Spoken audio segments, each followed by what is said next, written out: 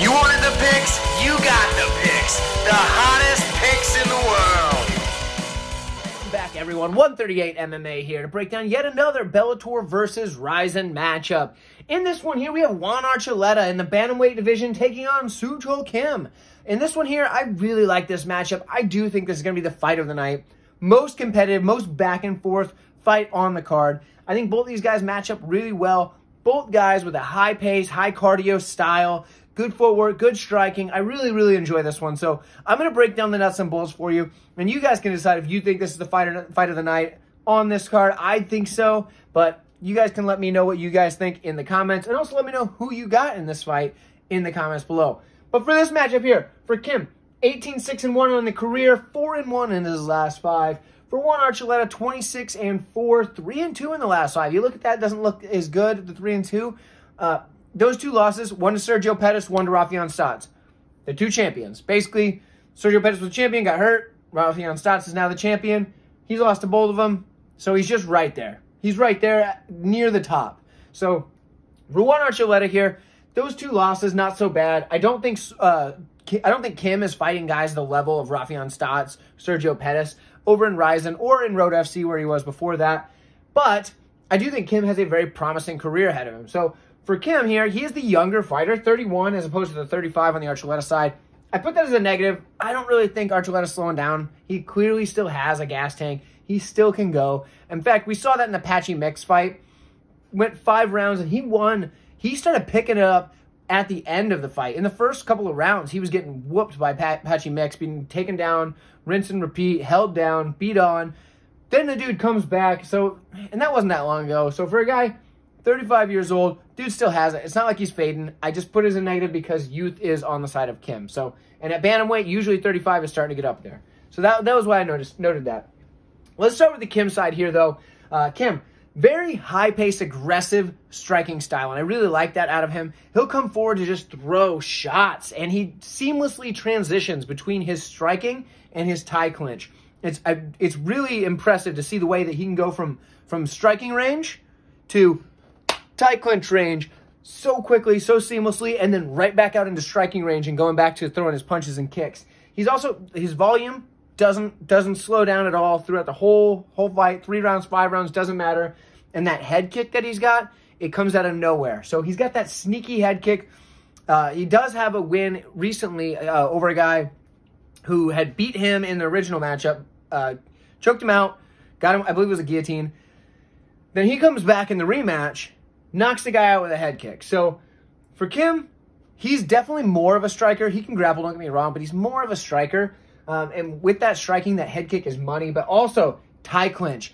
That's probably my favorite part of his game, and I think the biggest advantage he has in this matchup particularly is that tie clinch. The reason why, as soon as it is in, he has a barrage of knees coming right up the middle at you, and it's immediate. A lot of guys, they get the tie clinch, they cinch it up, and they work it around, and then they start throwing knees. No, as soon as he's got it, those knees are coming right through the middle, and there's no thinking time. If you're in Archuleta's shoes here, you're prepping for that, because as soon as you see those hands coming around the back of the head, or you see them coming through to reach around, you're immediately blocked down here, right? Well, Kim seamlessly will come back and then go right into range striking, and then back into the clinch again, and then back out to range striking. He does that very well, and that's the biggest thing I'm impressed with from the Kim side in this matchup. The problem for Kim, his striking defense is not very good.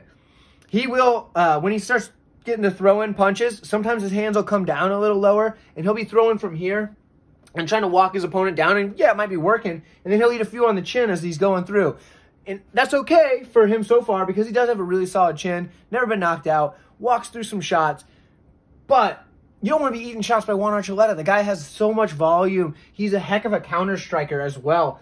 So for Juan Archuleta, that volume, the striking that he's got, is going to be interesting to see how it matches up with a guy who kind of gets hit sometimes on the Kim side in this matchup. But to finish out what I'm talking about with Kim, his grappling style is very... I don't know that this fight ends up in the grappling, but if it does, his grappling style, I like it because what it is it's very ground and pound first. So when he gets you to the ground, he's not trying to advance position. He's not trying to look for submissions. He'll start throwing the ground and pound. And he'll use that when you give him a moment to pass into position. So say he's in your guard and he's throwing his hammers or he's throwing his straight punches down at you. And well, guess what? You know, you're fighting a little bit.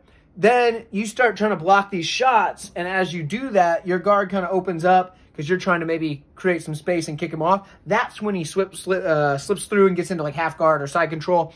That's when he's doing that because he's trying to soften you up to do it because he knows that maybe his jiu-jitsu skill isn't on par with some of the other guys over in RIZIN because there's a lot of guys over there with high-level jiu-jitsu. His is good, but it's not to that level, at least from what I've seen. So he's able to use the ground and pound to open up the guard or to sink into submission because he's hitting you with elbows, hitting you with hammer fists, whatever, just to create that space. And I do like that out of a guy because he makes something work for him. The one thing that was a big drawback is he does kind of struggle off his back a little bit. He's definitely not the savvy jiu-jitsu guy that we see from a lot of RIZIN fighters, especially at the higher level over in RIZIN. So his game off his back is definitely his weakest point. Now, I don't think that's going to be a big issue because on the Archuleta side, obviously we saw in the Patchy Mix fight, his weakest point is he can get controlled by guys with strong top pressure. Patchy Mix was able to do it. That is the biggest downfall in his game. Yes, he's eaten a head kick knockout by Stotts and got knocked out, but what do you expect? It happens. Maybe that's a sign that Kim can get him with a head kick knockout. I do think this one goes the distance, but who knows? Maybe not. That head kick's deadly. But his biggest weakness on the Archuleta side is that he can also get controlled by people with strong top pressure. I don't think he has to worry about that here. Why do I mention that Kim's not so strong off his back and Archuleta struggles with guys with top pressure? Well, because I don't think we're going to get that. So we're going to see these two guys working their strengths. And that's why I think that this is going to be one of the best matchups on the card. So for Archuleta, strikes in combination, has good cardio, has good volume. His footwork is key. He moves around, circles off very well. He's able to use all these things, but he's a counter striker. And counter striking Kim is a very good way to beat the guy because he does leave his chin open. It's going to come down to, can Kim control the distance and the range? Can Kim get close enough with the footwork of Archuleta to be able to close that gap, work the tie clinch in, because I think that's his best path to victory is getting that tie clinch going, maybe get up on top after he drops Archuleta from the tie clinch and use that ground and pound there? Or is Archuleta going to be able to stay on the outside, come in, throw his combinations, mix in his hands and his feet, throw the punches and the kicks, and then circle off and just keep working that? The reason I'm going to pick, okay, so I'm going to give away my pick and then I'm going to tell you why. So don't just hear my pick and then turn it off. Hear out why. I'm going to lean Kim here slightly. Simply because this is contested in a RIZIN ring. Why does that matter? The reason for me that matters is because the footwork of Archuleta is a lot of circling around the outside. In a square, it is harder to circle than it is in a circle. Doesn't that make sense? So for me, when Archuleta is doing his circling off, I do think that there is going to be a time where Kim can catch him in a corner and be able to start teeing off and using that clinch in there. And I think that's going to score him enough on the judges because I do think it's going to go to the decision. These guys are both just absolute animals.